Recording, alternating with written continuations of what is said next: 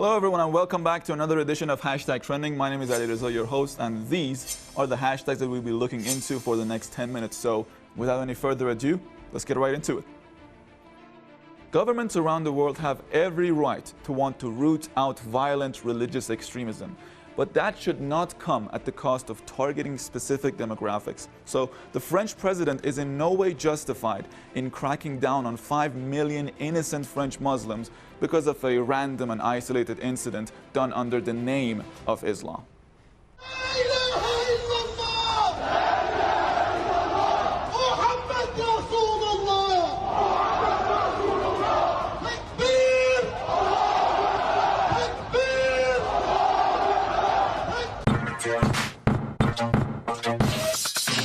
Macron's hate speech has angered many in the Muslim world, triggering both official condemnations as well as street protests, as you would imagine.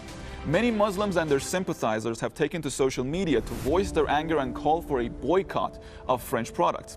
Let's check out some comments with this first one on Twitter by Imran Khan. My letter to CEO of Facebook, Mark Zuckerberg, to ban Islamophobia, just as Facebook has banned questioning or criticizing the Holocaust. So we already know that the concept of censorship or banning hate speech exists on these social media platforms. And the question really is whether the corporate higher-ups of these social media platforms think that Islamophobia should be off limits or not. Now this next comment by Rehana Wala, Arab countries to start boycott of French products. And here's a video of it.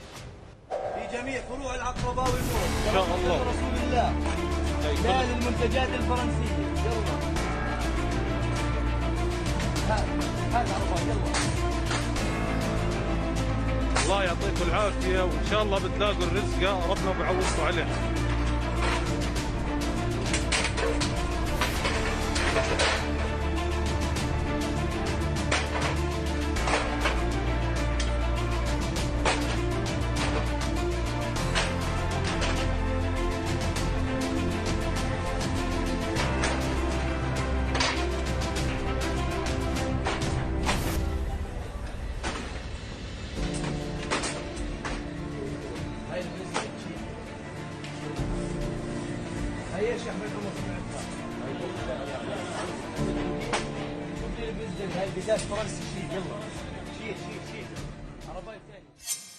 Now what is interesting about this particular video and some others on social media is that they mostly come out of Persian Gulf nations like Qatar. But let's check out some more, again on Twitter by Intelfedia.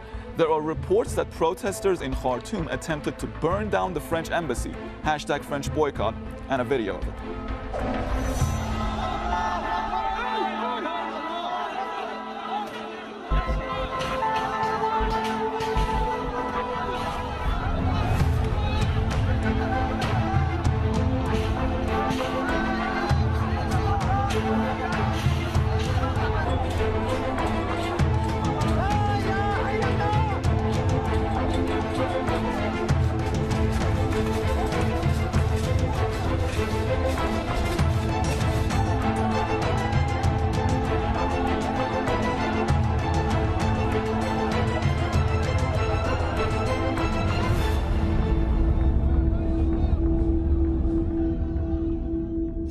For as long as this cycle of reaction and counter-reaction continues, it'll add nothing but fuel to the fire of violence and hatred that is so rampant these days.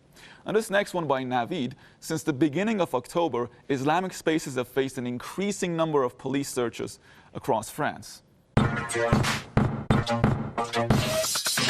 Sudan is now the third Arab nation after the UAE and Bahrain to normalize relations with Israel. Now, I don't know about the sheikdoms, but this deal was certainly forced on Sudan's transitional government.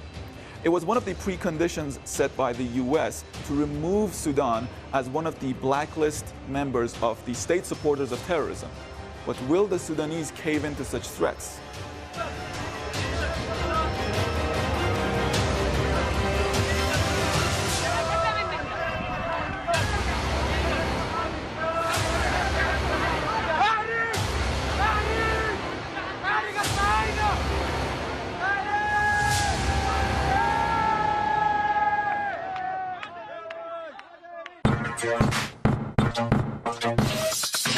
The Sudanese have been quick to denounce this deal both on the streets and on social media. So let's check out some of the reactions to the story with a first comment on Twitter by Middle East News. There it is.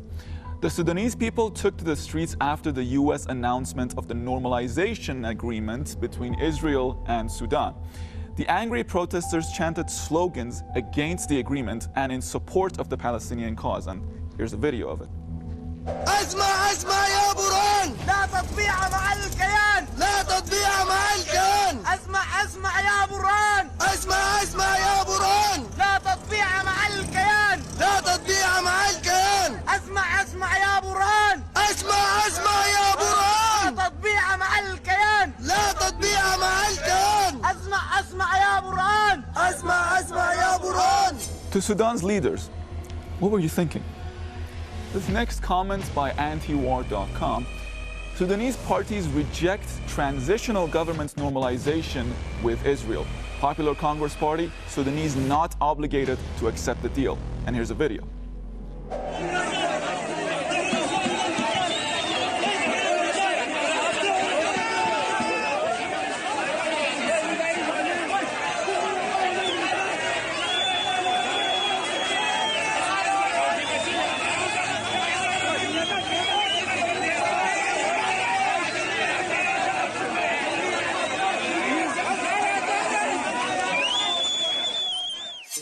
But wait, there's more. This next one by Intelfedia. Several Sudanese political parties have rejected the government's decisions to normalize relations with Israelis and form an opposition coalition to oppose the agreement. Dozens protested the agreement in Khartoum, and here's a video of the protest.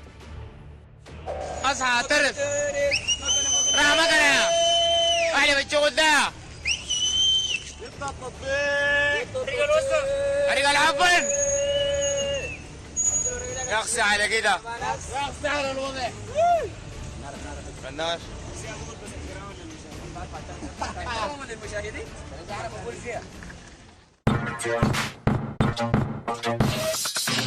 If we don't talk about it here as often as before, it certainly does not mean that it's not happening anymore. On the contrary, in fact, it has been happening so frequently that even we, the media, are kind of brushing it off and sometimes ignoring it as a common occurrence, which is very sad when you think about it. So watch the cries of this Palestinian woman falling on the deaf ears of the Israeli occupant forces.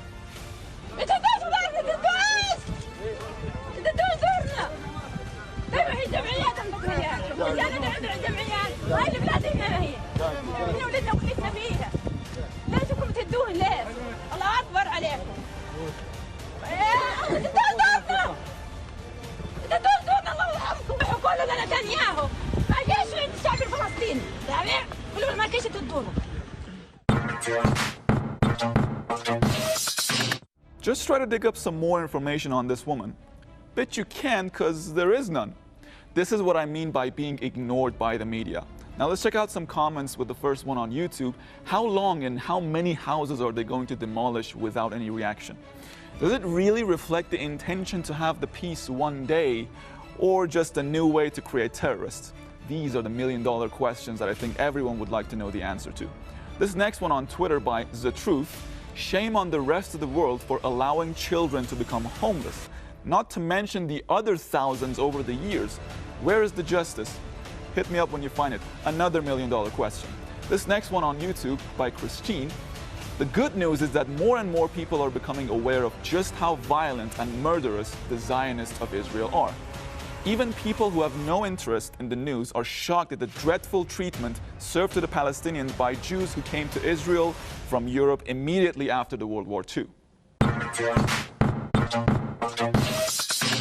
Well, that's all we have for today. I really hope you enjoyed what you saw. If you did, give us a follow here and here. And check us out next week. But until then, take care and bye-bye.